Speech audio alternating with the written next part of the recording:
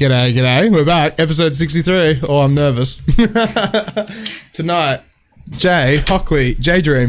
G'day. Hi, how you going? Thanks for having me. Yeah. You messaged us ages and ages ago, right? Yep. And then it was like, can I come on? I'm like, yes, of course you can come on. Yeah, I was pretty keen to get involved. I watch podcasts every week. So yeah, well, just like what you were saying before, like something you were saying going up and down Jacob's ladder and like tuning in kind of like, thank you. Yep. Yeah, I mean, I do shift work, but yeah, when I can tune in and see all the good artists in Perth that you've had on, and yeah, obviously I've played with some of them as well, so you can relate to a lot of their interviews and things. It's just so good that people are actually listening into this. Like, it hits me right in the heart, you know. So you DJ, do you produce as well? Or? I've just started learning production, probably in the past year or so. And yeah, but mainly DJing for the past 5 years at the moment. Yeah. So what got you into it? I say that to every guest, but like, you know, like, let's get this ball rolling. Yeah, I mean, look, to be honest, I think I got pretty into dance music pretty young, like 7, 8 years old. We moved over from the UK, and sort of mentioned to you before, my sister was quite into the drum and bass scene, used to hang around with some of the guys, Jay Robinson, Rough Cut, all those guys. So yeah, she had a lot of these happy hardcore and drum and bass tapes that were made when we moved over from the UK. They'd been made like in the garage back home by some of her friends. And happy hardcore, like what we were talking about before. It's like it's so good, it's so full on, it's so heavy, but then it's like the scene, it sucks because like the scene's kind of here for it, but it's one of those things. I mean, back in those days as well, like they would just record in the garage. It was pretty raw sort of, you know, MC stuff. And and from 7, 8 years old, I used to steal a box of tapes and I'd be rewinding with the UK hardcore. And then eventually when I got to like maybe 13, 14, I started going to underage raves. Really? To the MFI raves and things like that. To the used to go to 78 Records, and they would have like the flyers, secret location, and really, I grew up in Queen's Rocks, and we'd get a big group together and catch buses, trains, find these secret locations, and still 78 Records, like bless them, because I don't think they're around anymore, unfortunately. Yeah, they closed down. Yeah, probably a year and a half ago. Yeah, they've been there forever, kind of thing, like forever, kind of. Yeah, and that's where we used to get the flyers. Like we'd go and then like every month we'd be like, what underage raves coming up. And so, probably got into that UK hardcore drum and bass scene from about 13. Oh, wow. That's sort of like what carried it through. But, I actually used to go and see Dr. Packer play vinyl drum and bass sets when I was about 14. See, I've never met the guy, but I've heard so many stories about he's just like one of the legends of the scene kind of thing. Right? So we'd all be there, drum and bass, and he would play some amazing vinyl drum and bass sets. So that's sort of how I sort of got into the music. What was it like though? Like, you know, going to underage events, like would they go past midnight kind of thing? And they'd go all night. Yeah. Really? And even into the morning? We'd go Red Bull all night. Yeah. No way. Yeah, we'd wait for the first train Sunday morning at 7 o'clock and then all the way back to Quins. Oh, wow. Yeah, and, you know, I did that probably up until 17, and then I turned 18 and started going to the Rise. Yeah, you're legal to actually go actually get an ID. To go there. We'd heard about going to the Rise and things like that. So the Rise used to be where Air Nightclub was, right? Yeah. And that was like a hard style kind of... No, you know, it was everything. It was hard dance, hard house, mainly trance, I would say, hard trance. They'd have drum and bass. Just the rave scene, and then that probably went on for about 5 years. Probably shut down when I was about 25, 26. And it was pretty rough when that closed because down. they just recently had like a revival for the Rise, didn't they? Yeah, they did a Rise reunion, and that was awesome. Yeah. Did you go? Yeah. So how was it? It was really good? Yeah, it was really good, and like some really old faces that came together. But one of my long-term favourite DJs, Rouser, he played again. He was pretty big around the hard dance scene back when I was younger. So it was good to see him play again and play all the old classics. And it just kind of sucks in a way. Like we need a home for that somewhere in Perth, and eventually I reckon there will be like a venue that will just dedicate itself to like the harder kind of music. But because, you know, Ambar's gone now, and like, you know, everything's just changing up a bit. Yeah. And like Capital's now Magnet House, and it's like, you know, it's interesting the way Perth is developing kind of. Yeah, I think, it's sort of the hard dance scene. It's pretty small. Yeah. And like it hasn't seemed to, you know, they do try and run events, but I think the scene is predominantly drum and bass and house music. And just classics and sing-alongs, right? Yeah, and you know, so there's not really much of a place for the hard dance scene at the moment, but there are still guys like West Coast Raw and Rave on Perth. They still do try and run events, and hopefully they can still keep getting people go. Yeah, we just have to wait and see. But fingers crossed, shout out to those guys. Keep pushing, keep kicking on. So from there, like, how did you get into the DJing and stuff like that then? You know what, I actually, I didn't get into it till quite late, which I kind of do regret, but I just don't think I was actually ready at the time to do it. But yeah, probably 2017 I did the Lab 6 course, and I got taught by Zeke Beats, so yeah, he's doing really well now. As we were saying before, like touring everywhere, he's huge. And I kind of was playing a few silent discos at trance events and things like that, but yeah, I went into the Lab 6 course, and then I saw that the Habitat DJ comp came up, and I just thought, you know, I loved house music and I really loved techno, and I thought I'll enter and see how I go, and then I was lucky enough to win it that year. Really? So you won a won nice. a Habitat Comp in 2017. Yeah, so that was sort of the start of it for me. And then I got residency with Habitat and Geisha, and then got regular gigs. So just kept going from there, really. How were your first like couple of sets as well? Like, do you get anxious and this and that, or like, or you just kind of go in like, I'm gonna, because like the competition would have been. Like, it was pretty stressful. It was pretty stressful. I think they had there was over 150 entries in that. Holy shit. I just thought, you know, I really wanted to get networking with the people in the scene, and I just wanted to see where I was at as well, whether I was ready to be playing in venues, out of respect to them and to me. But I gave it a try, and it pushed me to research and, you know, how to structure sets together, and put me under a bit of pressure. And I just thought, you know, if I can just see the platform I'm at, and see if I really enjoy it. Like, it's so much different on the other side when you're actually playing in front of a lot of people. Exactly, yeah. As opposed to like being passionate about music in your bedroom and things like that. So, or even just being in the crowd and just being like, yeah, this is great. But then it's like when you're behind the booth, you're playing the music, you're like, can't stuff up. You got to play the right music. That's right, yeah. And I'd been to Geisha, I'd seen quite a lot of big international artists play there. So it was quite an honour to get involved there. And with Habitat, I'd seen some of the artists they'd been bringing over and been supporting them for a few years prior to me learning how to play. So it sort of all worked out at the right time. I didn't think I'd win it, but it was a pretty good moment. How did you feel though when you won it? You're just like, oh my God. I actually cried. I'm not surprised. That was pretty cool. And I was like, wow. But, it was kind of like, I wonder what's going to happen next. Did it open many doors for you in a way? Because like, pretty much from there, I started getting booked pretty quickly. I'm not surprised, to be honest. So there wasn't really like much time to sort of, you know, get into the scene. It just sort of like, I started getting booked quite a lot. And I was lucky enough, Habitat flew me over to play at Revolver in Melbourne. No way. Playing in the cage. That was in the cage awesome. As well. Yeah, in the cage. Way. Yeah, Fatboy Slim's played there. So thinking about it now, I was like, wow, I was pretty inexperienced. But a great opportunity. And the Habitat guys at the time, they looked after me when I went over, because I'd only been playing, you know, out in venues for like 3 or 4 months, 5 months. So they just threw you in the deep end. I did the closing set as well. So, you know, all the guys waited around for me to finish, and then sort of the sun came up, and then people were coming in and out, and it was a really awesome experience. So then, like, from when you went to Lab 6 to going and winning the Habitat competition, like, what was the time difference between that? Like 6 months or something like that? Not even. Really? Yeah, it was like probably not even 3 months. No way. Yeah, it pretty much just sort of felt like, I think it was actually Luke had sort of mentioned that the Habitat comp was coming up, and I was like, oh yeah, okay, yeah. And then I was like, you know what, I'm just going to do it. I'm going to enter, and if I get through, I'll see how I go. And then I remember getting the email going, wow, holy shit, I've made it into the heat.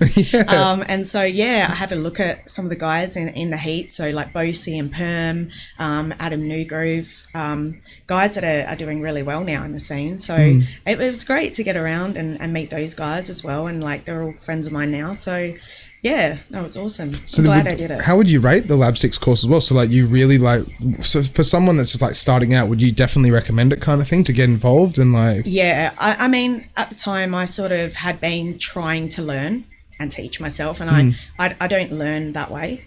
And I think that's why it took me so long to learn, actually. You know, I didn't really sort of start until I was 30. And I'd wanted to do it a really long time. I tried to teach myself like years earlier than that on vinyl, and I was absolutely terrible. So I ended up selling them and then just sort of let it be. And then Lab 6 kind of had just opened like a year or a bit before that. And I hadn't went and met up with Luke, and I was like, you know, I'm just going to do it. And after the 10 weeks, I felt pretty confident. That's good. That's great to hear. Honestly. Yeah, I wouldn't say I was club ready as such, but they do teach you everything that you need to know, and it just keeps you in the right direction. It makes you responsible every week. You can do your 2 hours lessons there. So there's not really any excuse not to learn because they go through everything. Yeah. And then after the 10 weeks, you know, if you wanted to do one-to-one lessons just to get a bit more, you know, practice in, you could.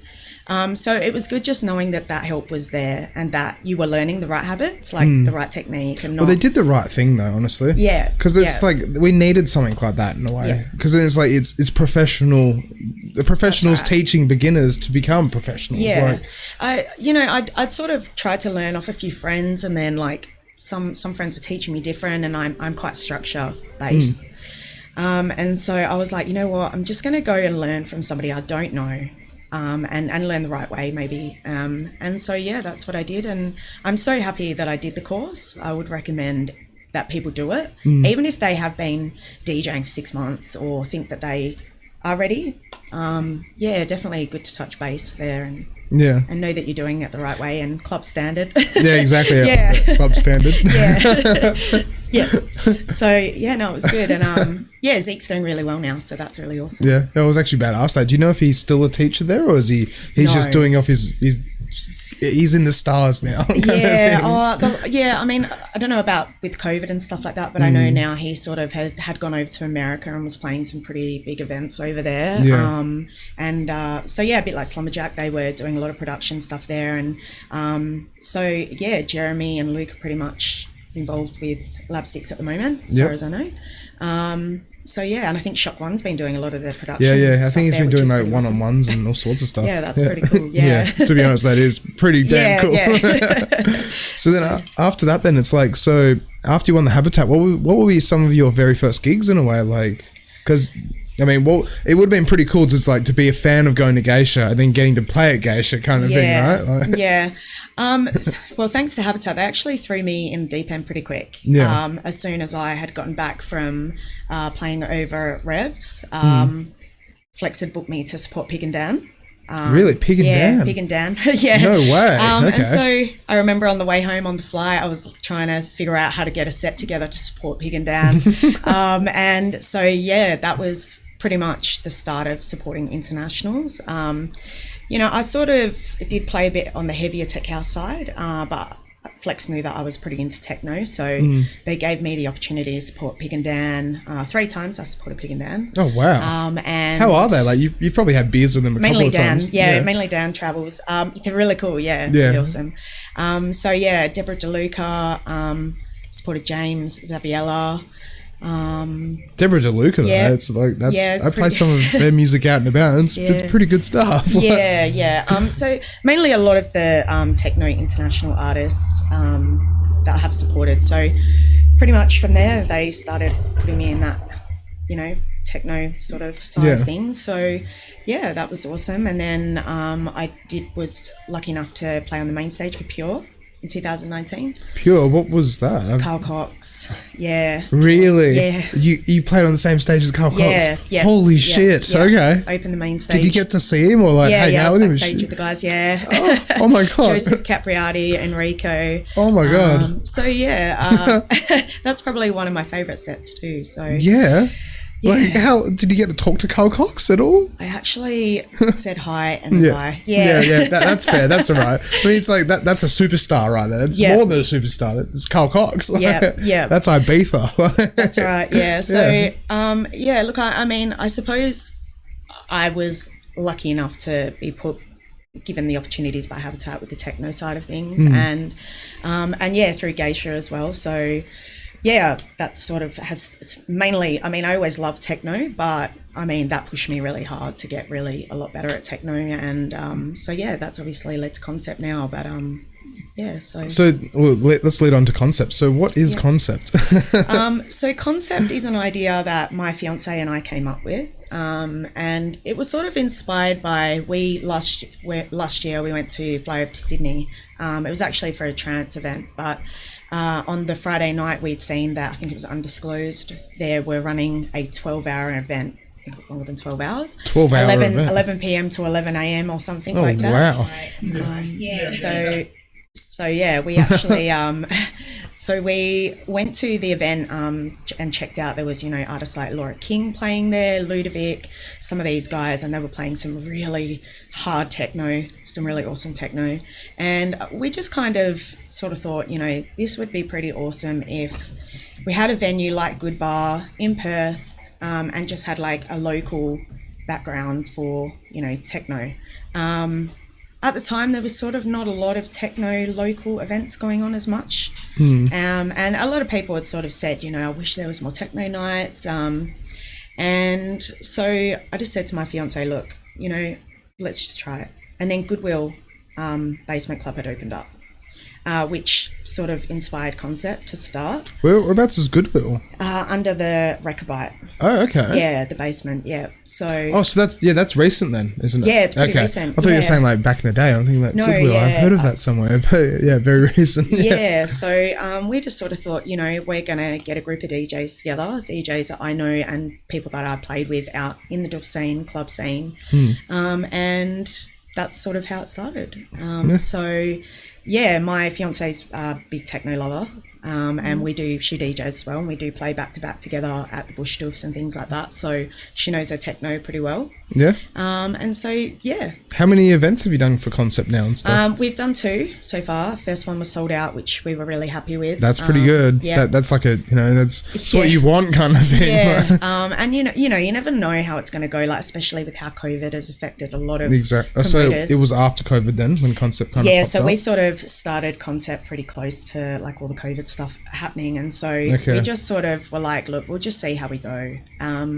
You know, if we can get 50 people, we'd be happy. You know, you've got to give people the exposure to help it grow. Exactly. And the DJs that I sort of have on my team are people that have quite a lot of experience in both the DJ and club scene, and some have played interstate and played overseas and things like that. So yeah, it was just Concept is more about like our version, our concept, and our idea of what techno is. I mean, I know, you know, it's like with any music genre, you get people that are like underground, that's not really techno and things like that. So really, we just want to give our DJs the opportunity to just play techno that they love, all varieties of techno, and just give people an opportunity to go and attend a techno event.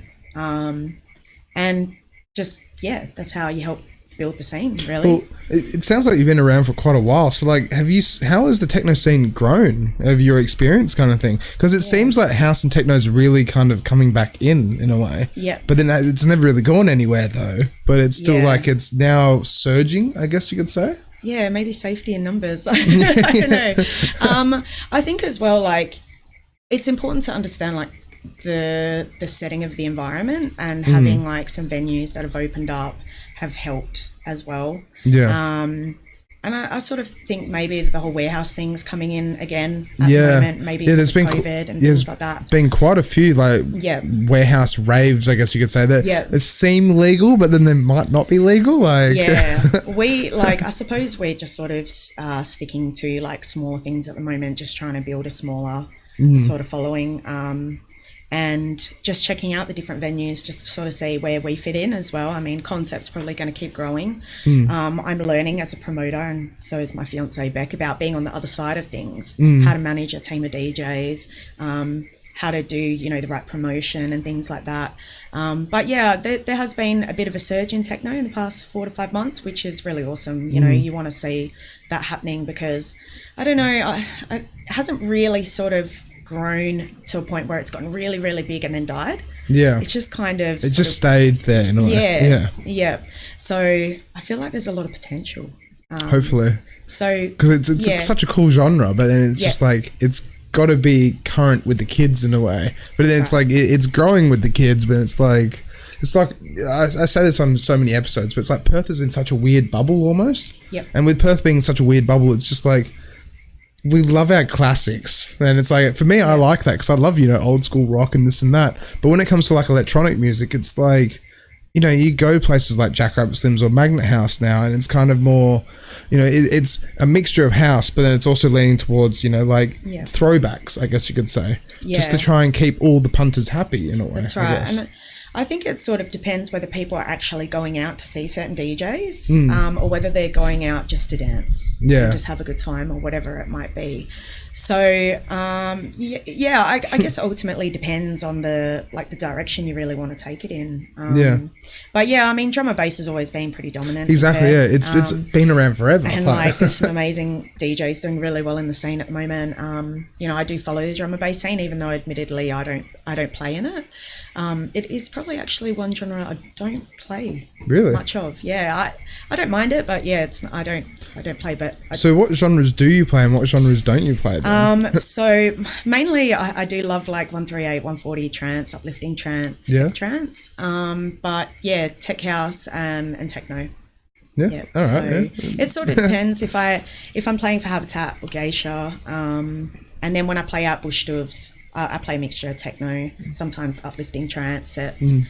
Sort of depends, but I mean, I suppose it's funny because if you're playing 130 techno out in Perth, that's considered quite heavy. And if you play 130 out at a Bush Doof, you're probably it's not that heavy. So that I suppose playing out at Doofs, it gives you that chance to experiment on the little bit heavier side. But techno is probably my main direction. All right, that's pretty cool. So then with running events and stuff like that, what are some of the challenges that you've faced along the way? Because by the sounds of it, by the looks of it, I'm having a meeting tomorrow and I might be throwing like an Infra-Red event soon. But with that, it's like I've never ran events or anything, so I'm a bit nervous about it. But like, can you give me any tips or tricks? We haven't. Some of the venues actually didn't get back to us. Really? Yeah. And pretty professional in the emails and just sort of saying, look, hey, we're just starting out. We've only done a couple of events and we haven't heard back from some of the venues. But we sort of found as well, once COVID sort of settled down, I think a lot of venues got really saturated. And so we found that a little bit more challenging, that we've had to wait for venues for like 3 or 4 months in advance. That's it. But it's just like one of those things where it's like, if they book an Inhibit event, it's like guaranteed to sell out. But then it's like your first event sold out as well. So it's like, why can't they just go, well, they seem to know what they're doing, so why not? I mean, and I think like we're sort of being patient as well. We're not trying to rush the process too much with that. But well, that's good as well, because you don't want to just like you got to iron everything out and make sure that it's gonna happen, it's gonna work, and it's gonna be smooth. Like and it's got to be like in a venue that sort of suits our sound as well. But we found like with some of the venues we did contact because of the COVID restrictions. They're only allowed to have 70 on a rooftop. So that's been a little bit challenging because the clubs are being affected still with 50% capacity. Exactly. So that's probably been one of the most challenging. And just sort of how to manage a team really. Doing the set times correctly, because that sort of plays a part in how well the DJs might perform as well. So I'm sort of learning how my team with concept and how they're going to be playing and what set times to do. So but it's been okay. Like I feel like and for Beck as well, we sort of feel that we were ready to do concept. We've both sort of been playing in and out of the scene and work with different promoters now to have a rough idea of how just to the run ins an and event. outs and how to make it happen. And so we look for we have regular meetings with our concept guys just to get their feedback as well. And so we look at it as driving like a team direction.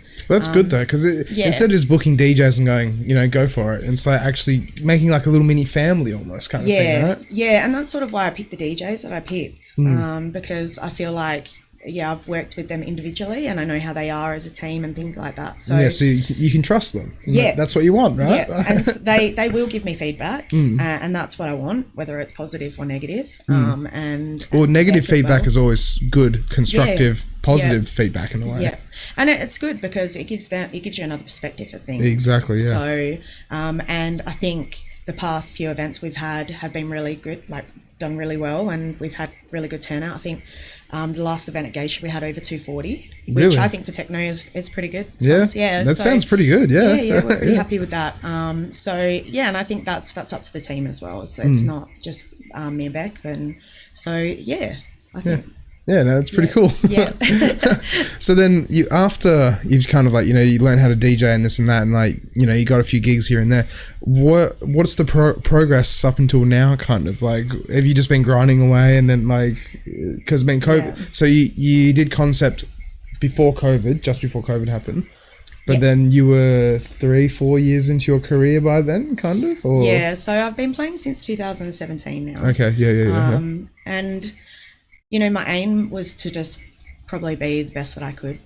That's fair, yeah. Try and take on big things as well. Like I suppose even though I was supporting internationals quite early on, I actually have played events that I felt comfortable doing at that time. I haven't really sort of played anything that I didn't feel too ready for as such, but I'm happy I've ticked a lot of boxes that I wanted to, probably actually more than I could have imagined actually.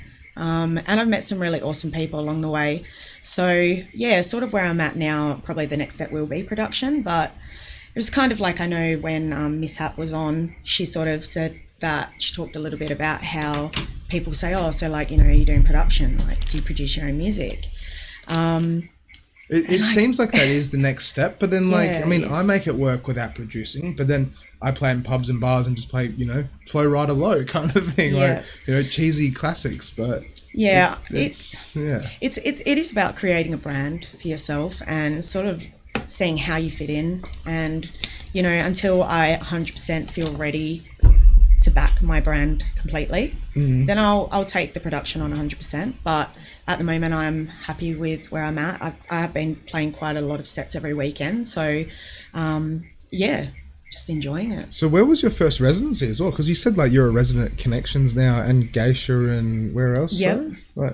Yep. So I was playing in the early days. I was playing for Aim and Vision, playing trance events, and then I started my residency pretty much straight away at Geisha Bar.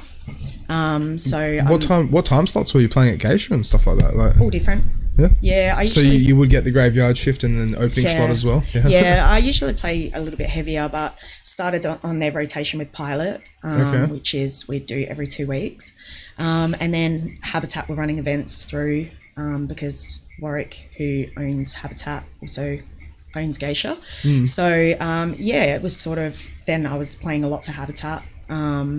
And recently just got residency at Connections, which was a really big deal for me.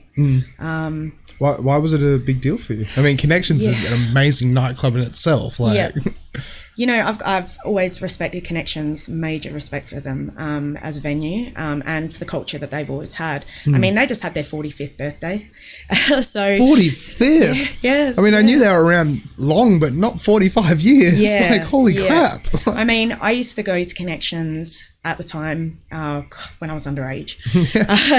Way back in the day. And then when I turned 18, I was going there all the time, and one of my favourite DJs, JJ, was playing, he used to play some awesome hard dance vinyl sets there, and I used to love the music, and I just, being gay, I used to go out there and just love the culture that I always had, and one day I was like, I'd love to DJ here, but they keep their DJs pretty tight there, and I respect that. How did you get it though? It was just like a friend of a friend who's like, you got to get Jaydream in kind of thing? So I actually did contact Connections a little while ago and like didn't really get anywhere with it. And then I was like, okay.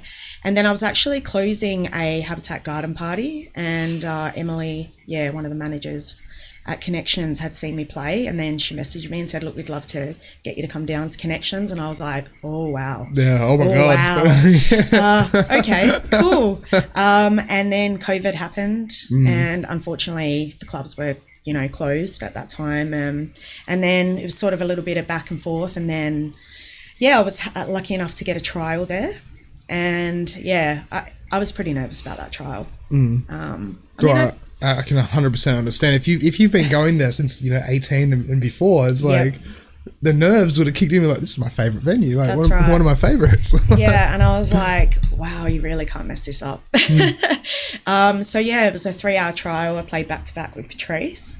Lily, she's pretty awesome. So how did that work though? So like she would play 2 songs and you played 2, or like? Yeah, we just sort of like it was a pretty quiet night, but we played pretty well considering we didn't really know each other. I'd played with Patrice at Barcella, and she said, "Oh, why don't you come down to Connections?" And I was like, "Yeah, I love Connections, but yeah." So I think Patrice sort of helped out a little bit as well. Then I went back for a second trial, and I actually sat in the car for about 20 minutes. Like, this was not that long ago. This was probably about 3 months ago. I was like, "Get out of the car, let's do this." Yeah. It's motivation. It's a big deal for me. Playing there. That's so good though. Would you definitely say that's one of your favorite venues kind of thing, or? Yeah. Let's see, that's so good though. Yeah, and I suppose I have like, I'm 35 now, but I've been going there I've seen so many time frames go through there. So I just always wanted to play there, and I kind of think, okay, well, you know what, if I don't suit their sound and I don't suit their culture, I'm not good enough. That's fine. I'm okay with that. But at least you got a gig there at least once, kind of thing. I played there once. I was happy with that. I've achieved that. And they're very professional in how they operate as a venue, and their management's really good. So, every week I play there, I kind of take it seriously enough that it could be my last set there. And I'm like, that's the way to do it though, because if you go in there like, I'm just gonna kill it, I'm gonna just wreck this place, it's gonna be great. Then you get that motivation, you just go up there and you just do such a good job. Absolutely. So I mean, at the moment I'm doing it every second Friday, or maybe 2 or 3 sets a month there, and that's really good. Mainly on Fridays at the moment. They do play a bit more of a variety of house, but it's still a different sound to what I'm used to playing, whether it be at like Geisha or some of the other venues. So when you say it's a different sound, is it like more commercialized in a way, or how would it be in a way? It is a bit more vocal stuff as well, but it's just a different sound. I sort of know, like when I play at Geisha or Habitat, we've got like 1 hour sets. We sort of all play together every fortnight. So you sort of get used to playing with the people that you're playing with there. But with Connections, it's a 3-hour set and you're creating that whole vibe for the venue. So you do need to make sure you're mixing it up a little bit. So it's good. What time slot do you usually play as well? I have been playing closing sets 2 till 5. So I can imagine just so busy then, right? And I suppose they have been a little bit affected by COVID. Yeah, but it's everyone still a has pretty big though. venue, so that's it. So do you play upstairs in the rooftop part, or is it just downstairs? No, not on the terrace. The terrace is mainly more the disco vibe, funky disco sort of stuff. And then in the main room, it's more the house. And then I think on Saturdays they do like party. Electro sort of dance pop stuff. So it's probably why I don't play so much on the Saturdays. Don't really play so much pop or dance, but it's still a great opportunity to play. Well, that's it. And just like it's so good to hear that. It's like, to hear someone go, okay, well, I went there when I was a kid and now I'm getting to play there, and being a resident there, it's just, as you said, checking off all the boxes. It's just like, this is great. So that's probably, I've probably been there for about just over 2.5 months now, so it's still pretty fresh. But it'll be awesome to see how it goes playing there when all the restrictions go. Because well, hopefully they'll be soon.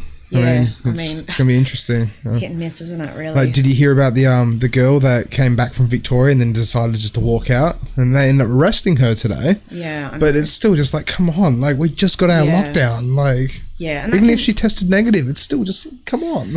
And it's like irresponsible things like that. That can just be so damaging to so many businesses and venues and artists and everybody. Things like, I don't know if she actually realises the extent of how bad that could be. So, I mean, I know that even just going out to a lot of the venues now, like, they must be getting hit so hard with having 50%.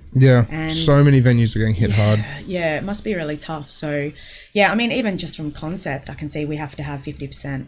So, it's hard to sort of look at it like that, but we just have to do the right thing make sure that we're following everything we're meant to be doing, you know, checking in and just, because I know a lot of the venues had like the written and people weren't writing down the right details and like it's just so bonkers with that. Like, you know, I'm at TAFE at the moment doing diploma of screen media with my good mate Damien, but then with that it's just like some of the kids in our class, I'm not naming names, that you just like pretend to take photos of it. It's like, come on, like, you know, like really, how hard is it? Exactly, it takes like 5 seconds, 3 seconds. If you've got a decent phone, it'd take a second. Like, I mean, we have been pretty lucky here in the sense that it has been kept under control. So you know, we obviously what we have been doing for most part of the time has been working. But you know, I think because we've been doing so well now, we're sort of just relaxed in a way, and we've been in that bubble as well where some, you know, so many people are like, oh, it doesn't exist. It's like, are you kidding me? You know, people are dying, like, what are you talking about, kind of thing, like, and it's conspiracies and all that bullshit. I mean, like, I know, like, when I'm out at Geisha playing, like, I'll always be hand sanitizing and things like that. We're pretty clean with the decks and things like that. But well, it's just good having safe practices. It's just those little things. So even when I was doing concept, just with the guys, just giving them a rundown of things that they should and shouldn't be doing, just for smart practices, really. So I wanted to ask as well. So when you go to book your DJs, like you've played with a lot of them before, then kind of thing. So then when you go to like, do you ask them, okay, like you're doing an opening slot, try and keep it between X and Y kind of thing, or like, you know, in a way, if you get what I mean? Because like, because you know, like sometimes you can go and book a DJ and then they'll be like, you know, they'll just try and play heavy stuff in opening slot, and you're just like, why are you doing that? Well, what I've sort of done with Beck and I, the team that we have, it's a pretty versatile team. A team that could probably play open sets as well as closing sets. So we sort of, in our meetings, we've said, look, one thing that we ask is that, you know, you do play techno. And just be smart about how you're playing it as well. So it is like setting the right vibe and things like that. But I think like with Goodwill, for example, that venue opens at 8 p.m. till 2. So the vibe can be a little bit different as opposed to, you know, playing in a club where it opens at 11. So you generally can play a little bit heavier. But I think so far the guys have been doing really well playing onto each other, which has been really good.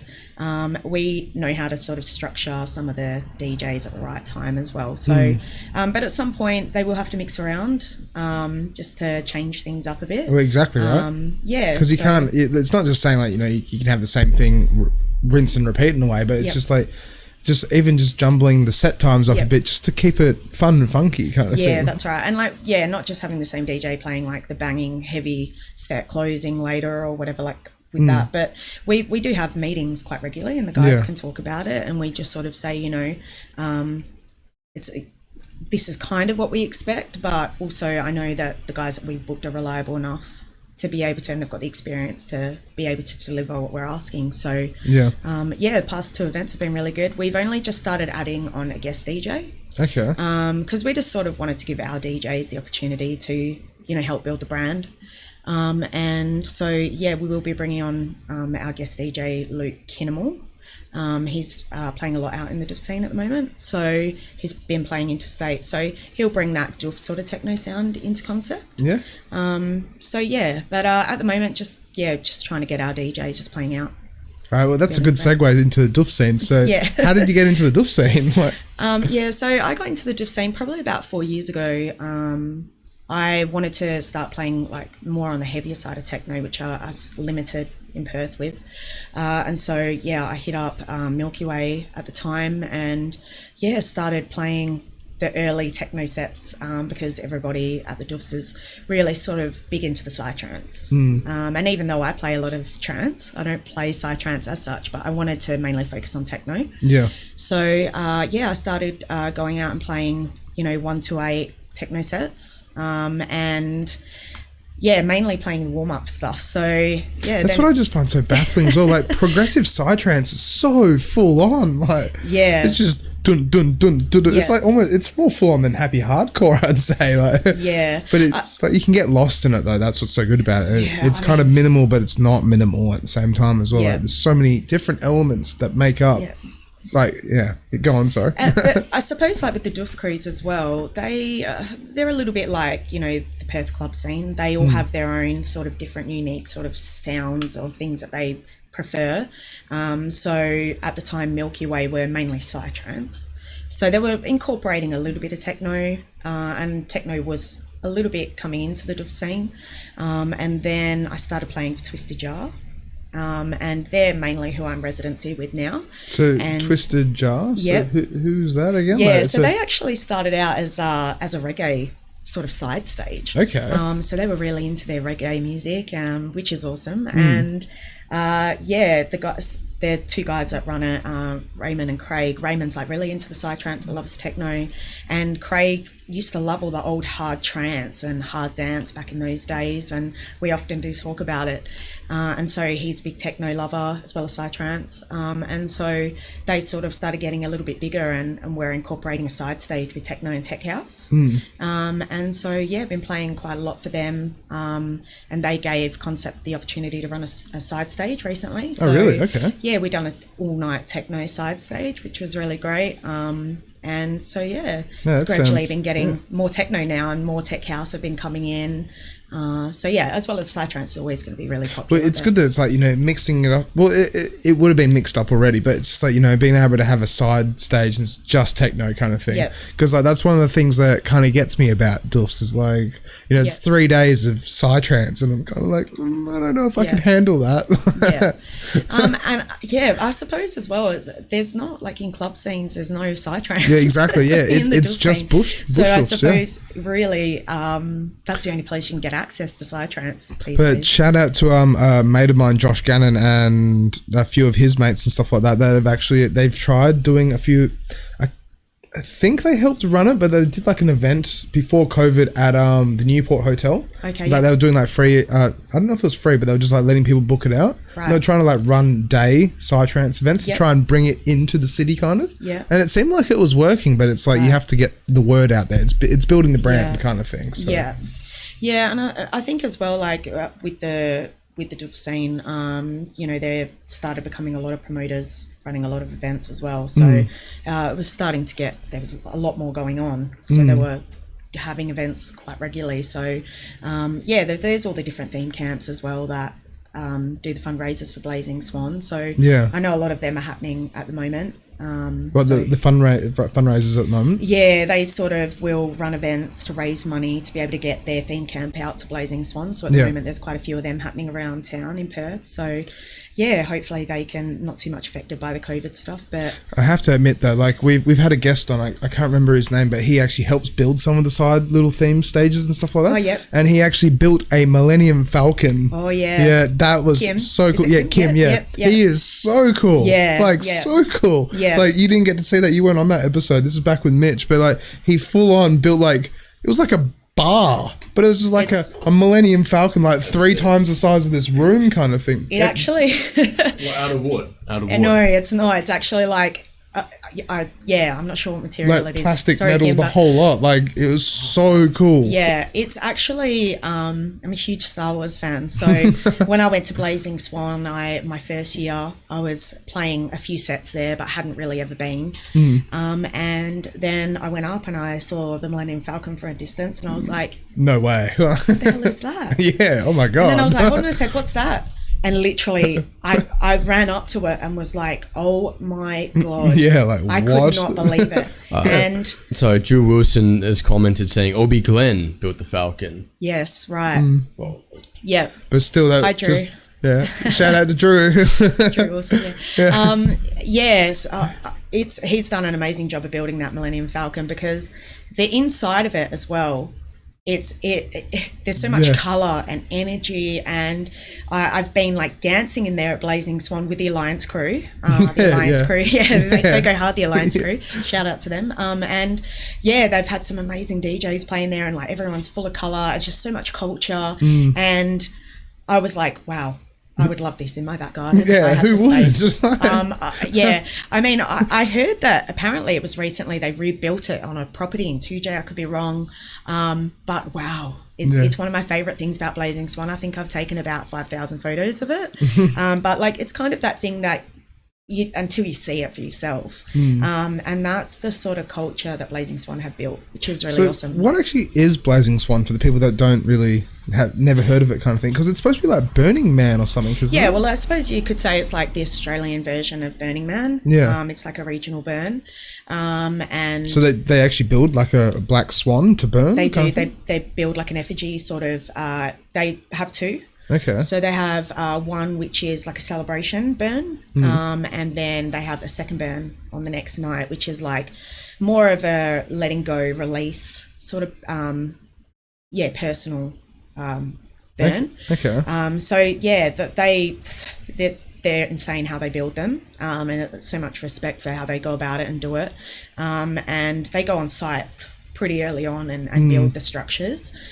So yeah, I've been probably going to Blazing Swan now for 2 years, and I would have gone to the one recently last year, but COVID stuffed it up. And they got hit really hard, unfortunately, by the COVID stuff. So it was kind of like, I think maybe COVID happened in March, and then Blazing Swan was meant to be in April. So, and then they did like another festival or something after, didn't they? To try and keep I remember hearing about something where it's like they try to do like another thing to try and just keep everyone in the loop after COVID was over. I'm pretty sure they might have tried to do like theme camps to try and get money or something back, like that.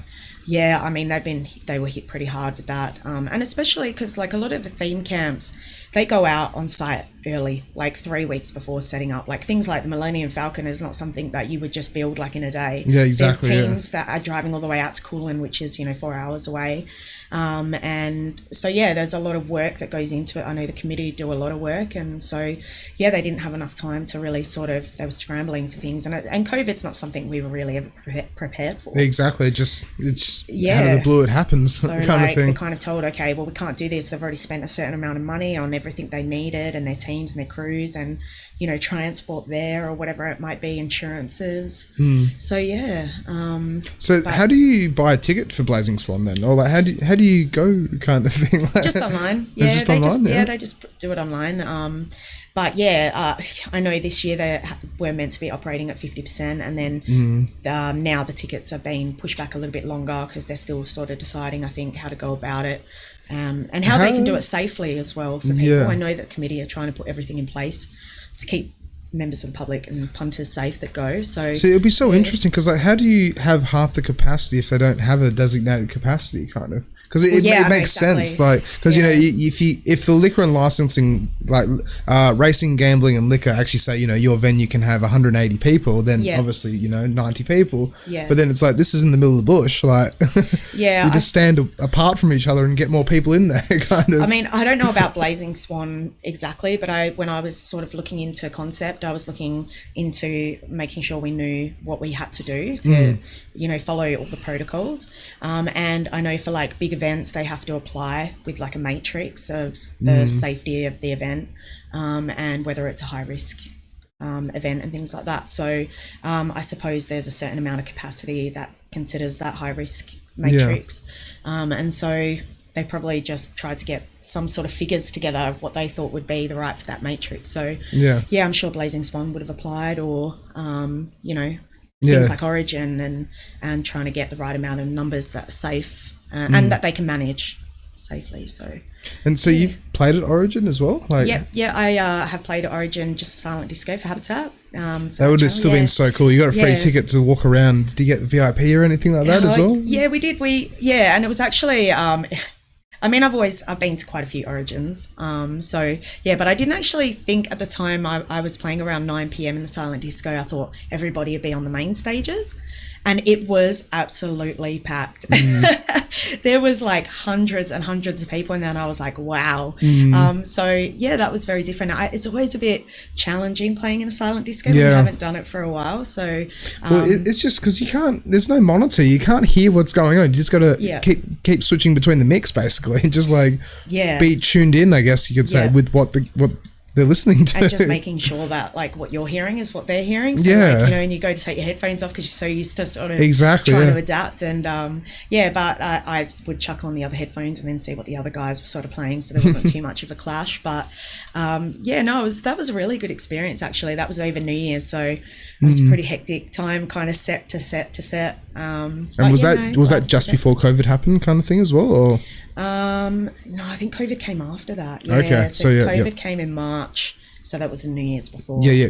Okay, yeah. So little did we know we'd be bringing in the New Year that way. Yeah, that's it. Right? And then the world's just changing now, and it's getting pretty hectic, pretty full on. Yeah. But then, so with Blazing Swan, I want to keep talking about this because it seems so cool though, like because it's a 3-day event, or isn't it? It's actually longer than that. Really? It's usually 6 to 7 days roughly. No it's like way. A week, yeah. It's not like just with Blazing Swan. It's there's so much that goes into it with the art side of things. There's workshops. You can do meditation workshops, you can do yoga, and they have different theme nights that you can do, and there's so much to do there. So it goes like, it's not just partying for the whole time, and music. Sometimes the theme camps only run on certain nights, I think from Wednesday through to Sunday. Yeah. And then sort of Monday, Tuesday, it's so you do get that rest period, so it's not like 24 hours of just music being thumped out. It's a really good experience because you can meet so many different people, networking. That's what I was thinking. Yeah, it'd just be like a collective of like-minded people kind of thing, just wanting to have a good time and help each other out and respect each other and the whole lot. Yeah, and also like just with Gillican Rock, I know it's got some spiritual values and meanings to that area, Coolin as well. So a lot of people gather every sunset together up on the rock. Okay. And people meditate, people say different things, whatever they want to take with them up on the rock. And it's, just an experience to see the sun setting with hundreds of people together. That's... They obviously have like toilets and stuff set up. Are there showers or anything like that? Because like if you spend a week in the bush, like you'd be pretty smelly, right? It's actually, I think it's actually a horse track that it's on. Okay. But it's pretty much self-reliant. Okay. And respectful of the grey water that you're throwing around, and you've got to, like, the water that you use, take back with you. But no, not really any showers there. It's all self-reliant stuff. So the weather conditions at Blazing Swan can be pretty challenging at times. Because when is it usually held? Because it's in summer. It's around Easter. Around Easter, okay. Yeah, so during the day it's boiling hot, and at night it can be pretty cold. Yeah. So desert kind of weather, but the Salt Lake's amazing around that time of year. So it's all pretty much self-reliant stuff. So that's pretty interesting then. So but that's kind of good though as well, because it's like camping, but camping at a festival kind of like. Yeah. But then, so with, say, like, there are camping sites, right? So you can kind of just, like, go and crash in certain places and stuff like that? Like, so they have, like, a designated camping area where everybody can stay, and then, like, 500 metres up is where all the theme camps are. Generally, if you're a part of a theme camp, you can camp with that theme camp. But it can be hard with the theme camps because of music as well. So, like, you got to make sure that you're also getting rest. So I played a lot for God Said No. The Lab. So God Said No, what's that? So God Said No was probably, I don't know if you know Tim, Anonymous Prankster. No, I don't think so, no. He was, he now is part of Blossom with Drew. So he was quite involved with God Said No at the time, with Filth and Pleasure, and they sort of said, do you want to come and play for God Said No? And I was like, yeah, I'd love to play. So I went out and played quite a few doofs with them. And they actually build it's like a big giant structure pyramid. Oh, really? Yeah. And it's really amazing. So another, like when you see the Millennium Falcon, you just go, wow, like the structure that goes into it and the artwork and things like that. So they I think there was quite a few people sort of running God Said No between the Psytrance and the Tech House and the techno side of things, and then went to Blazing Swan, and I was lucky enough to play on the Saturday night there a few years ago, and it was probably one of my favourite sets to date. It was just packed, and it was just playing inside the pyramid, playing to like just a really vibrant crowd, like so much culture, people dressed up, and people just happy. That's what you want though, right? That's the biggest thing about it. It's just like everyone has to have a good time. Yeah. And it was a Filth and Pleasure that gave me that opportunity and said, look, hey, do you want to play like 12 o'clock at night? It's going to be pretty busy. And I was like, yeah, wow. Okay, cool. And actually the next day I was playing at Pure. Okay, really? So you had to drive back? So I had to drive all the way back to Perth. 4-hour drive and then go to gig again. Yeah, but, it was a challenge and I took it. But, it's an adventure as well, right? Yeah, and you know what? I'm so glad that I did it because it was just such an amazing experience playing in the Pyramid. I know those guys like put a lot of work into the art and the structure and, keeping that theme camp running throughout the year with different events and things like that. So, and God Said No is still running now. They're still running events. So, yeah. What was the other one that you said you played for as well? Because you said God Said No and then did you say lab? No? Yeah, the lab. Is that like a science lab or something? It is. Oh, okay. It is. Yeah. So the lab actually... I was playing for them and they were putting together, it was a mixture of techno, psytrance, different nights at Blazing Swan, and it's a dome and they call it the lab, and inside it's sort of like that structure, the science vibe, and the sound, the amount of work that goes into the lab, the sound in there is just phenomenal, like all their visuals, everything. I walked in and was just blown away by it. I just couldn't believe how well the sound was compressed in there. And so, it was really awesome to play for them. I pretty much supported them all that week and saw all their different DJs that they had there. And it was great. That sounds amazing. I think they actually might have won like best theme camp for Blazing Swan or something like that. But the amount of work those guys do, not just setting it up like the week before, but the team just constantly working. Constantly, dealing with the sound, and things like that for the whole week. Just making sure it's just perfect the whole time kind of thing. And that's a big job. Like, wow, I was just like, they have so much experience as well. So credit to the lab because that was great to play for them. I'm also a part of Intelligent Deviant. Okay. They're a smaller theme camp at the moment, but played for them a couple of times, and they have like a gifting bar where, Blazing Swan, there's no exchange of money. It's a gifting. So with no exchange of money, like, can you buy it? You can't buy things, but do people exchange food kind of, or like pretty much. So how does that whole system kind of work in a way? Like, so this is why like the theme camps generally will do like fundraisers throughout the year at different places to raise money to be able to get them to get out to Blaze. And so like with Intelligent Deviant, for example, a lot of people will attend their events and gift alcohol. Okay. And then when they get to Blazing Swan, they take all that alcohol with them and they gift it. It's like exchange that way. So when you go to Blazing Swan in the morning, you get up, have a walk around. Sometimes like I personally will make up like gift bags and things like that. So you can just go up and gift things to people. That's so good. People will have like coffee vans or whatever in the morning near their theme camps, and then you can just go have free coffee, and sometimes you exchange different things. So are there any like food trucks or anything like that, or probably no? It's more people doing food stuff. There's a lot of work that goes into that and making sure you've got like enough supplies to go down there. Because that's what I was about to say. It's like, what happens if you run out of food? Like, you have to kind of trade you something for some they do have like the local cool in town there, but pretty much I know first year I went to Blazing Swan, I thought I was prepared. I went out there and I was so not prepared. But I mean, like, I've done enough bush stuffs to sort of know how to respect the area and things like that, and what to take, and how to look after yourself, things that you need.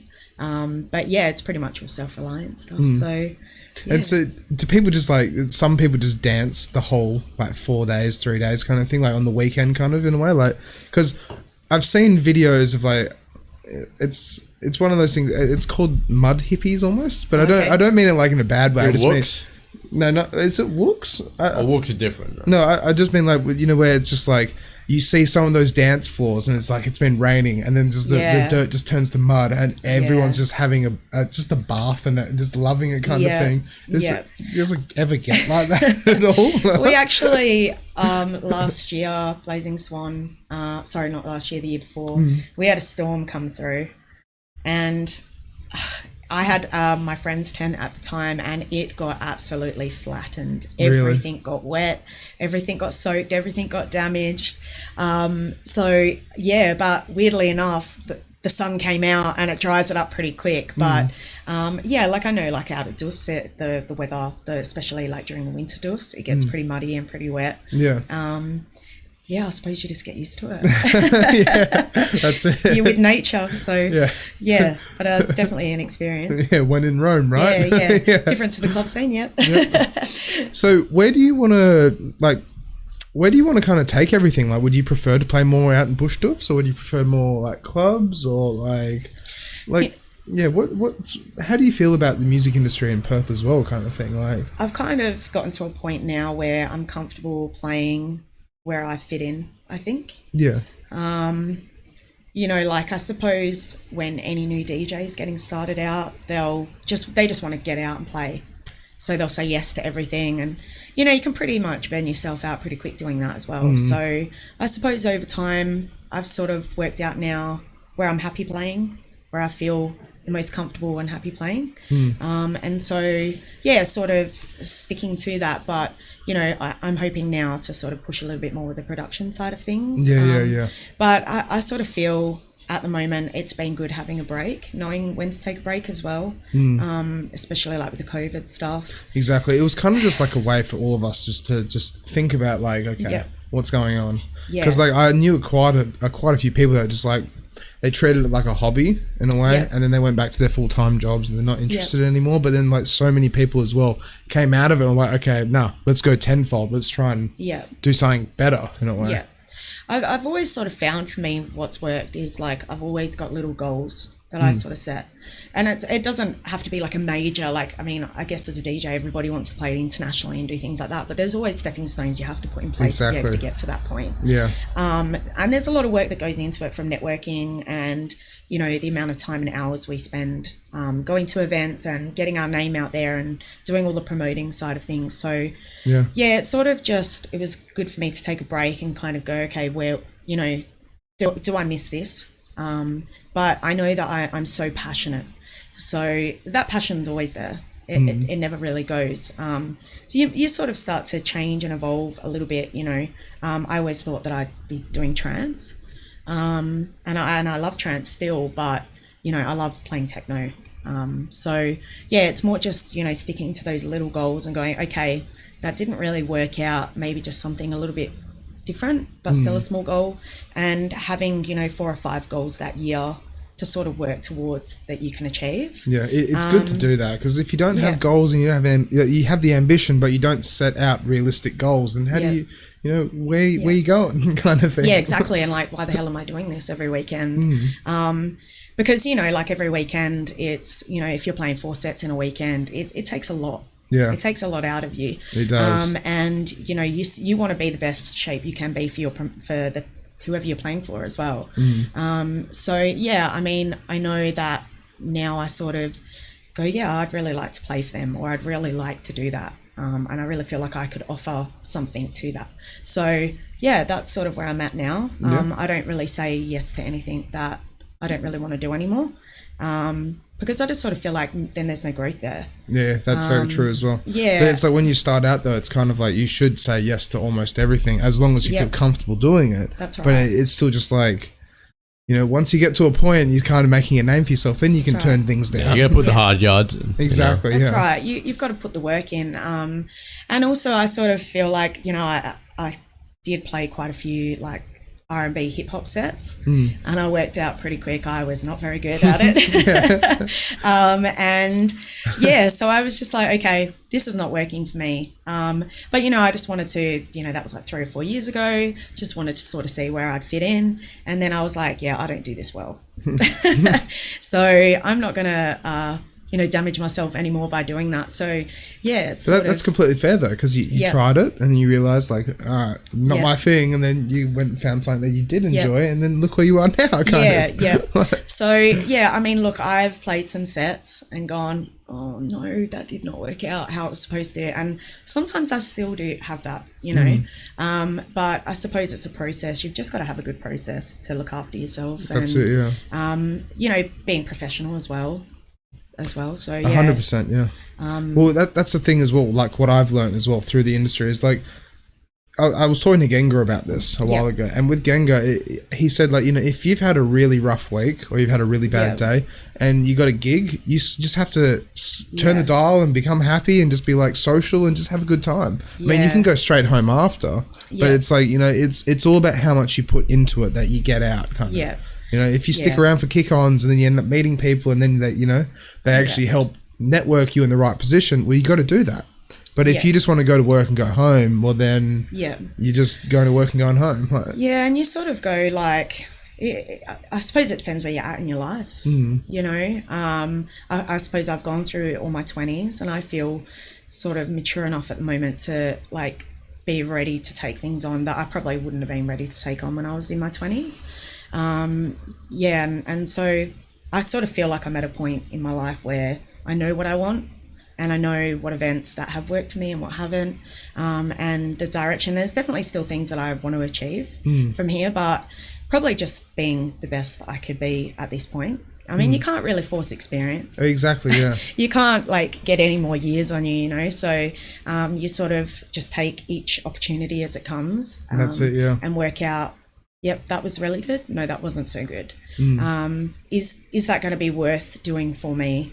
You know, is it going to bring anything down the track? So, yeah. That's where you kind of almost have to think like 3 steps ahead. It's like, okay, if I play here and I keep playing here, then maybe I can get a gig in there and maybe I can do this and maybe I can meet the right person. They can interlink me into something. And it is about networking as well, you know, but doing networking in a positive way, I suppose, because you never know, like even when I was at Barcella, you know, I networked with, you know, Patrice, at Harrison or whoever it might be. So, you know, there are things that I'll sort of do and go, oh yeah, that's interesting. I might give that a try and see if I enjoy that. And it's good because it does break things up, but you do meet people, you know, like I met Mishap there and saw her play and she was really awesome. So you just sort of have those different experiences as well. Yeah. But yeah, shout out to Jess as well. Absolute legend. Hi, Jess. So yeah, I really enjoyed her podcast a couple of weeks ago. That was really good. So I could relate to a lot of like what Jess was sort of saying as well. So, but that's the thing. Like, I just want to touch on networking. It's like it's so important in this industry, and like we're in the most isolated city in the world. It's like unless you can network and, you know, put a smile on the dial and meet people and be happy and be friendly and the whole lot, you just won't go anywhere. Because no one wants to book someone who's an arse. Like, it just doesn't work like that. I mean, you can have a massive brand or a big name or this or that, but unless you can be like, you know, a good person, people just go, I don't know. Yeah, I think eventually that probably will start to show. Like, you know, promoters do pick up on things like that pretty quickly. And that's the thing is, like, it's just like with any business or any industry. It's like there are people that are in it for the passion, and there are people in it for the money, and there are people that are in it just for just being, you know, seedy wankers kind of thing. Like, everyone has their own purpose of doing it. Yeah. I mean, financially side of it, I suppose if you get like residency somewhere where you're playing, you know, 5-6 hours, like yourself playing, you know, doing it on the weekends or whatever. But I suppose in clubs it's not, you don't earn a huge amount of money, so it is, a lot of it's got to be passion driven. And see, that's it. That's where it's like, you know, instead of, because I'm a massive fan of techno as well. I love like industrial techno kind of thing, like Berlin, German kind of stuff like that. But then I just found like you know, to try and make a living out of that, it's almost impossible because I'd have to do 1 hour sets, but then I can go and do 11 hour sets Scarborough, and it's like wear myself out and just play, you know, Dancing Queen and the whole lot kind of thing. There's a big difference, isn't it? Exactly, but it's like it's kind of like you got to do what you got to do, and I have the passion behind it. I love doing what I do, and being able to make people smile and get gratification. Like people come up and be like, you know, you made our night, or like, you know, I just proposed to my girlfriend, or little things like that. It just makes it so good, but at the same time, it's like every week Dancing Queen. It's like, oh my god, I have to do it again, but that's what the clientele want. That's what the job entails. I suppose the clientele might change every week for that venue as well. Exactly, so you might have to play Dancing Queen every week. That's exactly people it. Are going every week. Well, that's exactly it. Venga Boys and all of that crap. At least you're prepared for that. I suppose you know exactly what they want. But I suppose if you're getting booked every week, you're doing the right job for that place. So that's working out really well for you. Even though I have to, you know, play the cheesy cheesy crap, but Yeah. it happens though. I suppose there's a difference between like presenting sets and playing music. You know, like if you're supporting an international, then you're presenting a set for an hour or whatever for that branding. But if you're just playing music for the 4 or 5 hours, then it's different. Exactly. But that's what I admire so much about like doing 1 hour, 2 hour sets, because there's so much thought that goes into that 1 hour or 2 hour set. You know, pre-programming your set, being able to go, okay, this is going to be good. I'm going to throw this track in, this track in, this track in. Yeah. Well, it's like I've talked to a lot of my a few of my good mates about this, but it's like for me, it's just figuring out the formula of what cheese music I have to play, kind of. Yeah, and I suppose that's like you were saying, if you're doing like thing for Infra-Red, doing an event, if you've got such a variety of different DJs, it'll be a lot harder to structure. Where like if we play at Geisha every Saturday night, well, we know we're pretty much playing house or tech house all night, so it's a bit easier to sort of gauge. But yeah, when you've got a variety of different DJs playing different sets, it can be very different. So just for anyone that's tuning in, we might be throwing an event at a nightclub soon, hopefully, and it's gonna be an Infra-Red event, so it could be cool. Stay, keep on the lookout. Yeah, that's pretty cool. And you'll get to see me play something that's not cheese. So no dancing queen. Yeah, that's it. Damn it. Yeah. That's it. Yeah. So I was gonna ask as well. So like what we were just saying before, how often do you see the same face at the venues you play at? So like for me, right, like when I play at, Scarborough Beach Bar, it's always new faces. It's like, it's very rare that I'll see, locals, I guess you could say. There might be like one or two, but since it's just like a bar and it's just in Scarborough, it's like people can go anywhere in Scarborough in a way, and they can choose where they want to go. But like for nightclubs like Geisha and stuff like that, would there be familiar faces all the time kind of thing? Yeah, I can pretty much go to Geisha any Friday or Saturday night and know a lot of people. Like my fiance Beck will be like, oh, I might not come out with you for your set on the weekend, but I'm okay with that because it's good because I can network with different people there. But yeah, I do have a lot of people that come to all my sets. So generally it's pretty much consistent with the same people at Geisha on Fridays, Saturday nights, and even with connections as well. Still, pretty similar, sort of same crowd. I suppose that's how it builds. People like going to places where they feel that they can fit in with people. Exactly, So... And this is one thing I always say I've said to a few of my guests as well, where it's like, if you have customers and they have one bad night or one bad thing happens, they'll probably never go back. But if they have a good time, it's like more of like a higher chance that they will come back. Yeah. But it's just one of those things though, right? It's like, it's about feeling comfortable. You go to connections and you fit in, you're comfortable in the scene, and it's, it's built to make everyone have a good time. Yeah. And so then with that, people just feel like they can go week in, week out, and you get those regular faces kind of. And I suppose sometimes like we see it on the other side as DJs, but there are people that go every week and they do know who you are. So I after a set, if someone says, oh, that was a really good set, I always make time to talk to them and say, oh, and they're like, I've seen you play before, I come here and so then, that's networking outside of my own friendship circle, because my friends will always sort of support me. They can't always make it out. So it's those people that do matter, you know? That's it. And it's so heartwarming as well when it's like, I've watched a few of your sets and I've done this, and like, I don't even know who you are, but thank you. I mean, after I play, like, I'm just like, oh. So it's actually like a really good release to just like chat to people that have been there. And I tend to engage so much with the crowd when I play. So and just having a chat to people after and having a drink with them. And, then I see them out again and I'm like, oh, wow, you're back again. And, and so that's building rapport with people and building a network outside of your own friendship circle. So, I think that's really important, especially if you are residency in that club every fortnight, because people do go and do want to see good sets and good music. So I think that's important on behalf of the venue. To be professional, to do that. And so I've started doing something. That's exactly. I've started doing something a little bit dangerous, right? And so me and Mitch made this deal a while ago where every time someone sees me out and about and they mention the podcast, I have to buy them a shot of tequila. And it's been dangerous because I went and played at Scarborough Beach Bar once and they had this 18th birthday and 3 kids come up to me like, oh God, like, okay. So bought 3 shots and like, all right. And then try to mix after. I'm like, I'm pretty tipsy. But it's one of those things though, right? Where if you go out and someone's seen your set, Yeah. If you're awkward or you're kind of like shy, or as you said, you've had a bad day and you don't really feel like talking to anyone, and they're just like, oh my God, it's you. And you got to be like, you have to be like, hey, nice to meet you. Or like, you have to give off your brand in a way. Yeah. And, you know, one person can share like a thing about, oh, I saw an awesome DJ, and it can spread pretty quick. Exactly, yeah. So, you know, I suppose that's really important to just be mindful. Like, you know, do you still fit into that place? Do you still really want to be doing that every week? Is that something, you know, if it starts to become a chore where you're like, oh, that's it. Then that's something that's more ownership on you, I think. To exactly. sort of go, okay. And so that's what I've said to quite a few of my guests as well. It's like when it starts to feel like a job, well, that's when you have to kind of like reevaluate it, because it's, you know, it should be the passion, it should be the fun, it should be everything.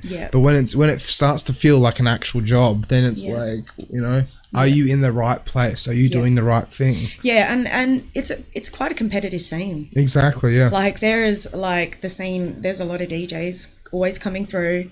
Like I know even when we do like the Geisha Habitat comps, we get a lot of new DJs come through the venue and things like that. So, you know, you have to be mindful that there's people around the corner. Yeah, exactly. And it's just ever evolving. Of course it is. Yeah. And that's a good thing, I think, as well, because otherwise the scene does get a bit stale. Yeah. So, you know, I mean, that's sort of why I do tend to play out at Bush Doofs. And then still play in the club scene, because it teaches me different things as well. You know, and I can take it from one scene to the next. Exactly, and that's the beauty of it as well, because not every gig is the same gig. No. You know, like I can go and play in Scarborough Beach Bar, and then as like what we just said before, it's like fresh faces, fresh people, and it's like, how do I get them dancing kind of thing.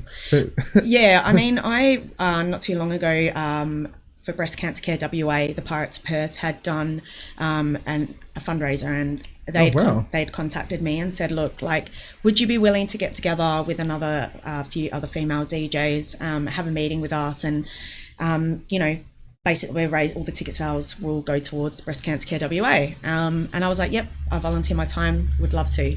And I'd met the other girls that were playing and had a meeting with them, and I felt like I'd known them for so long, and got to know about their experiences and like where they'd played and everything like that. And one of the girls, Dom, I'd sort of met her through like seeing her out with the Alliance crew, but didn't know her well enough. And yeah, so I just felt like I knew them for years. And then being a part of that night was so awesome. It was like one of my favourite events I've played in so long. And it was just networking with different people. It's for such a good cause, and it's just, as you said, like just being able to hang out with people with the same idea and the same thought pattern. It's just like it's a great thing. Yeah, and I'm really glad that they asked me to play, because it gave me the opportunity to network with those girls and the Pirates of Perth, who I still stay in contact with now. And yeah, just a really awesome bunch of people with just really passionate. So much passion in one room. And after the meeting, I was like, wow, that was a really awesome experience. So yeah, no, that was really, really good to do that with those guys. And I would definitely do one again in the future. So yeah, that was great. What other fun gigs have you done? Like what would you say, like, because you said like Blazing Swan, you've had so many memories, like some of your funnest gigs, and doing the breast cancer kind of thing, that's really impressive as well. What else have you done in that way? Fun or like... Oh, anything exciting, adventurous, the whole lot. Yeah, I mean, playing for Pure was a pretty awesome experience, and then playing at Revolver. But I did support Anna. She's pretty big internationally in the techno scene, so that was for Habitat Garden Party. It was a fun experience, but it was really nerve-wracking as well. But I'm so glad I did it. I sort of look back at it now and I'm like, yeah, that was... Was it nerve-wracking really cool. Just because you were playing before her? Or I was playing after her. Oh, playing after her? Or? Yeah. Okay. So, like, and I, you know, I follow her, I respect her and things like that. So, yeah, that was an experience. And I've played like quite a lot of fun gigs, I suppose. I've played like a lot of warehouse events. Oh, really? But Blazing Swan has been pretty memorable. What else? Sorry, I put you on the spot. No, that's okay. Fun. I suppose doing the RTR course recently, that was quite a fun experience. Yeah. I actually do quite a bit with Looney Tunes and get on with those guys, and they're quite fun. Some of them are my concept DJs, but they're a good crew. So you just recently did the course there, right? Yes. So how did you segue from Lab 6 into that? Did you just want to get on the radio kind of, or? I've actually played on Looney Tunes and for Trainwreck, quite a few sets, and I just sort of thought, like, this is fun. Like, I go into the studio with the boys sometimes when they're hosting Looney Tunes, and I've played a few sets, and I'm like, I think I'd really enjoy doing this as a host. So I did the RTR course a couple of months ago, 6 weeks, and it actually was a lot harder than I thought it was going to be. So what's involved in doing that? Like, do you get assignments and homework kind of thing? You do, yeah. Really? Yeah. Holy crap. They call it a desk test. Okay. So you actually have to go into the studio and do 20 minutes of a set, basically. Like a DJ set? No, actually hosting it and playing adverts and things like that. So, like, the coordination involved, and I honestly was so terrified when I was going into practice that I wasn't live on air because some of the other actual hosts are doing their live shows in the morning and things like that, or whenever you go in.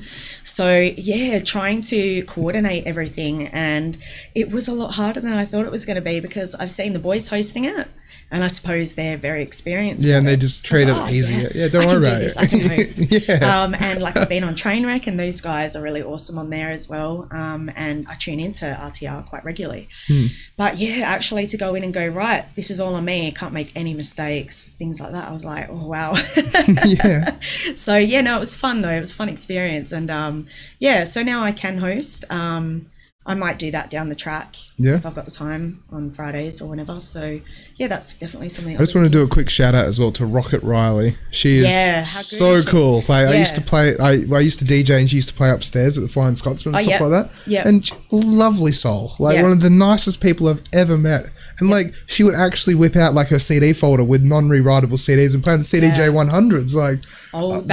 Watching her do that, and it's like, holy crap, I'm playing on a laptop. That is not easy to do. No, it's not. That is not easy to do. But she's amazing. Yeah. Just amazing. Yeah, honestly. I've seen her play a few times in the past, and heard her hosting and things, and I mean, credit to her. Because I'm pretty sure she does full frequency. I think.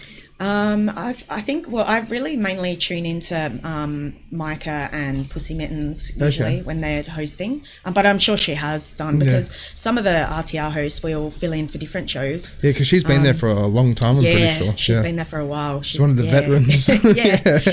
So very experienced. So, I mean, and there's quite a few people in the scene that have been around for a while that I've sort of looked up to. Whether it be James A or Dr. Packer, Casual Connection, he's been around for Lucas Rukasu. Yeah, he's been around for a long time. He's been around forever. Yeah, he actually didn't he start with a dubstep channel on YouTube? I'm pretty sure, or something like that back in the day.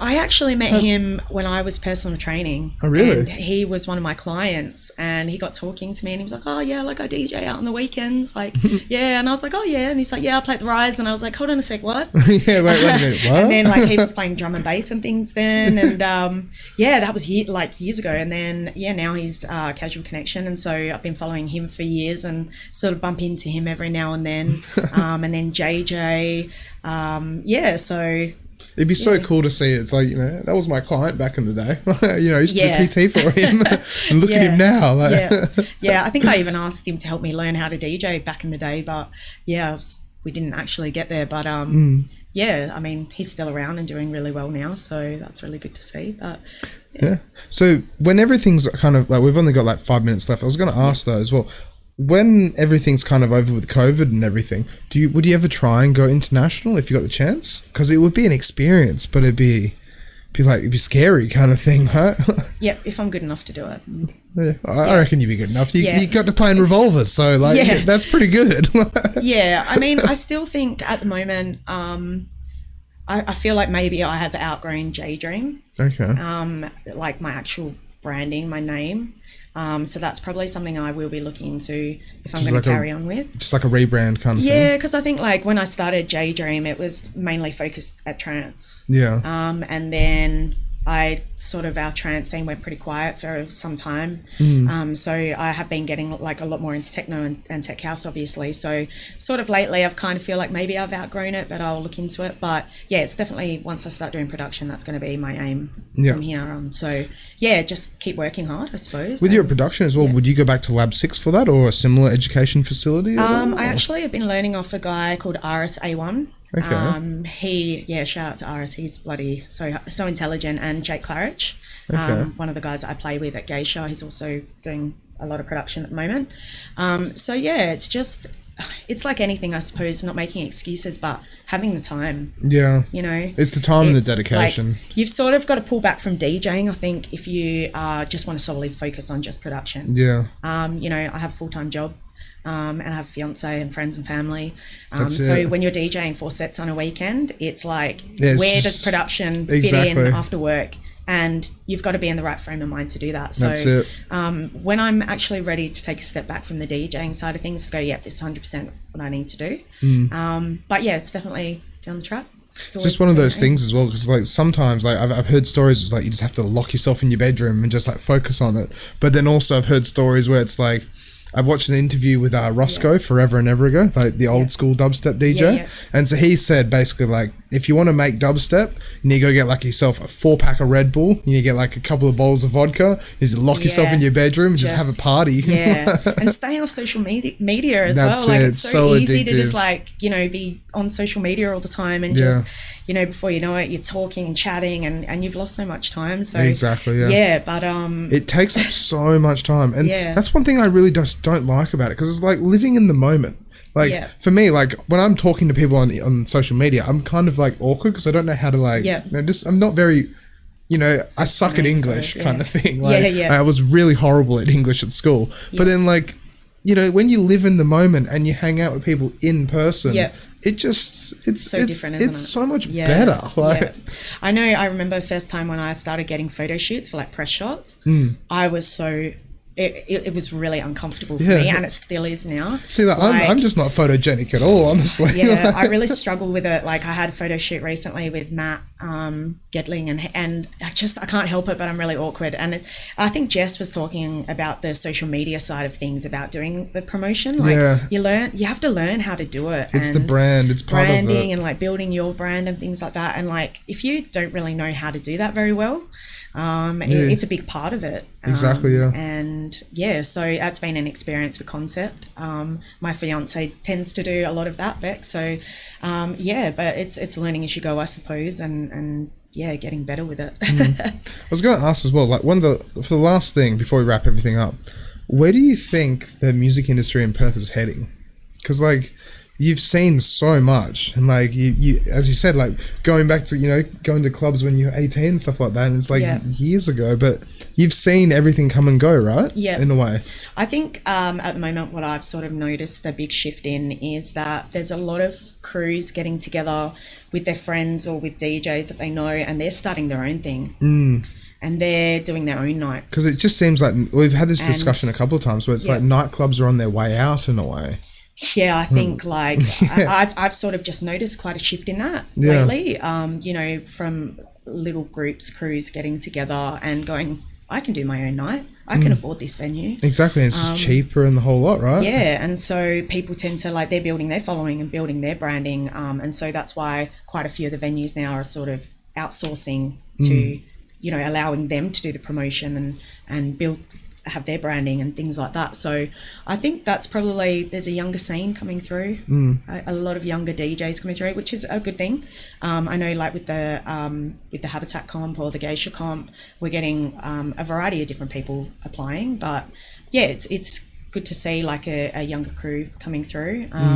So I think that's sort of the direction that it's going in. And so it's just like, just to back up the thing where it's like nightclubs are kind of on their way out. Like one thing I was just so baffled about is just shout out to Emily and Harley from when I interviewed them the other day. But it's just like, I was just baffled how some nightclubs is like, 20 grand, like 20 grand to hire it out. Who could actually like? That's it. Like if you only make 15 grand throughout the whole night on bar sales, whatever it is, and then you owe the club 5 grand, like.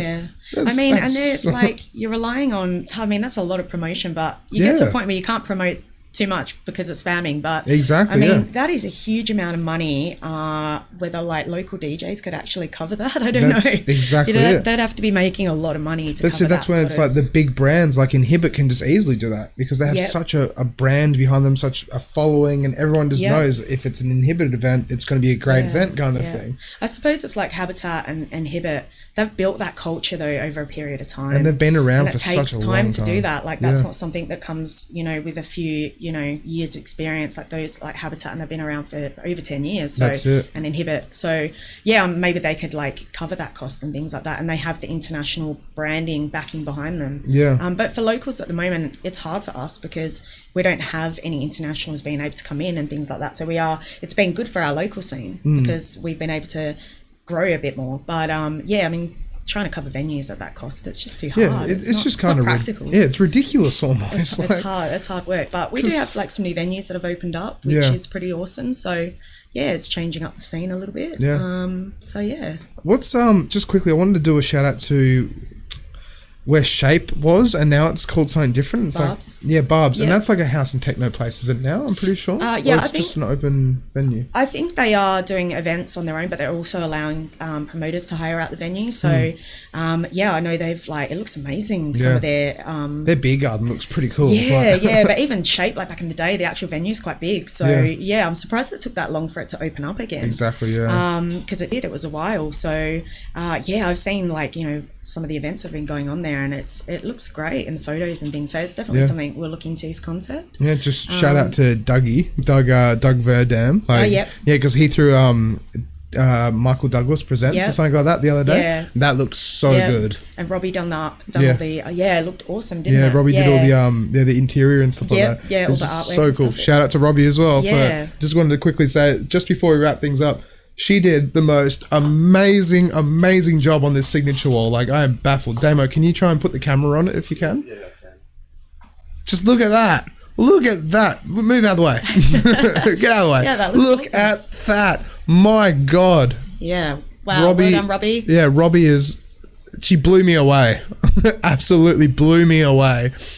So I hear that I'm the first one to sign on that. You are the first signature on that beautiful board right there. Oh, that's an honour, especially with my bad handwriting. So I'll try and do my best. You'll be right. You'll be good. Well, before we really sign off, there's a couple of comments I just want to run through. About quite a lot, actually. Actually, really? Yeah, absolutely. Oh, we're popular tonight. Very popular. I'll pull it up here. Actually, we got Alan May coming in. The Alliance team camp with the Millennium Falcon is awesome. Yep, sure is. Drew Wilson, go Jay, go. Alan May again. Yes, an official regional Burning Man event. Yes. There was Blossom, but its own sort of separate event, more akin to Rainbow Serpent. Yep. Alan May says that and good old cunt rock. I don't remember the context of that. Oh God, Alan. But it's a good one. It's a good line. Drew Wilson, God said no represent. Yeah, thanks, 15 meter tall pyramid. Yep. And Alan May goes, still remember doing a sunset set in God Said No on the Thursday night and watched a red moon rise up over the lake while I was playing. Yep. That's one memory that'll stay with me forever. Yep. Nikki Bridge goes, sounding amazing, Jay. Ash goes, go Jay. Alan May, production is completely different kettle of fish compared to DJing. And Isaac Lehman, go Jay. Love you, Jay. I just want to do a quick shout out to the Pachamama crew as well. Pachamama, They are, Nikki and that. Yeah, Nikki, what she's doing, such a good thing. Yep. Such an amazing thing. And that mural, like the stage she built as well. That's amazing. Yep. That's beautiful. I know quite a few of the girls that play for Pachamamas, but I saw Nikki on the weekend actually and had a good chat to her and about her direction, and all the best to them. Thanks Drew for all your help, because Drew was quite a big part of he's helped me a lot with Blossom and got me a part of God Said No, so thanks a lot, Drew. And I just want to do a shout out to Alan May. He's tuned into quite a few podcasts. He does, And I went to uni with him way back in the day, 2012, 2013. I see Alan every now and then. He's, I haven't seen him since uni, but thank you so much for tuning in. Thanks for the comments, guys. Appreciate Rebecca it. Smazzy just kidded in with a brand new comment. Good chats, baby. Got chocolate waiting for you at home. I recently got engaged, so congratulations. I'm lucky enough to have a fiance that is a really good DJ, but she's a lover of techno and trance. So It has chocolate at home apparently. yeah, and she has chocolate at home, and that's she knows me well. Yeah, that's pretty cool. That's awesome. All right, so this is episode 63, Damo, right? That's all right. Yeah. Thank you so much, Jay. Thanks so much for having me. I appreciate it. But this has been a great chat. This Awesome. is so much knowledge going backwards and forwards and the whole lot. And Yeah, could probably talk for hours, but yeah. That's it. Yeah. But thank you so much. Love what you're doing. So Yeah, it's good. thank you. Yeah, and then we'll definitely get you back on like after a period of time, and then Awesome. we'll talk about See more where stuff. I'm at. Yeah, that's it. Awesome. Sounds good. Thanks, guys. All right, so thank you, Damo, for running the cameras. Thanks, Mr. Damo. Mr. Jamie. I appreciate it. Yeah. All right, so this is me and Damo, and also Jay signing off. So we will see you next week. So next week we've got Philly Blunt on. Nice. I can't wait. I've been like, he's a legend in the scene. He's very good with he production is a too. legend His in the production's scene. amazing. And just like, he was Mr. Ambar in my opinion. Yeah, Like, that He's was been like DJing for a long time. So that was just his main stomping ground. I'm pretty sure. Yeah. And I just remember seeing so many posters with Philly Blunt on. I'm like, oh my god, Yep. it's that guy. I actually hit him up to do some production with him, but maybe now's not the right timing, but maybe down the track. Well, yeah. We'll just have to wait and see, kind of thing. Yep. I just can't wait to talk to him. So next week, Philly Blunt, and we'll probably be releasing more news about this event that we're running. Yeah. Yep, can't wait for that. We'll keep Sounds you in good. the chat. Thank you so much. Yep. Thanks, All right, guys. we'll see you guys next week. All right, catch ya.